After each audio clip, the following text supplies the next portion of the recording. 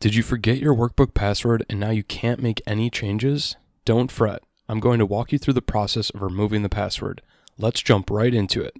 First, open up your File Explorer and go to the location where your Excel file is saved. To preserve the original file, in case we make a mistake, let's make a copy of the file. This can be done by clicking the file and using Ctrl-C for copy and Ctrl-V for paste. Cool. Now we have a second file that we can work with.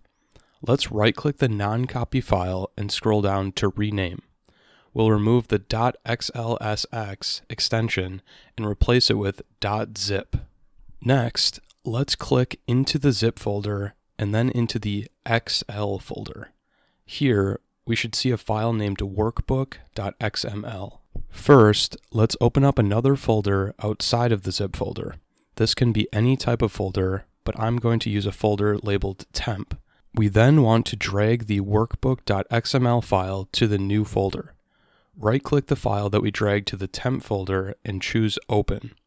This will bring up a list of software options that we can use to open up the file. Let's choose Notepad. This brings us to a file full of text that almost seems unreadable. First, to make this file a bit more readable, let's go to the Format tab on top and select Word Wrap. Great, now we can see all of the code. Let's now use Ctrl-F to bring up the Find window. Type in the word protection with a capital P and hit Enter. You may have to move the Find window out of the way. It looks like the word protection was found and it's within the tag Workbook Protection.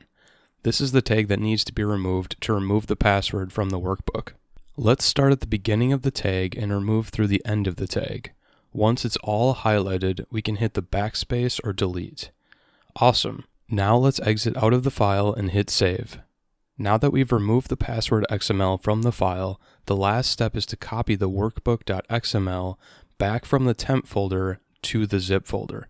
We can select copy and replace here. Let's go back out of the zip file and rename our file to the proper .xlsx extension instead of the .zip extension. Now let's open the file to see if everything worked properly. Cool, we can now make a copy of the worksheet, we can make a new worksheet, or rename our existing worksheet. Great. If you like this video, please check out more of my content. For a limited time, my Vlookup, index match, and if statement course will be 90% off. Use the coupon code below to redeem the offer. Also, check out my website, bigdogsaccelerator.com for more content. Don't forget to like this video and subscribe. Thank you very much for watching.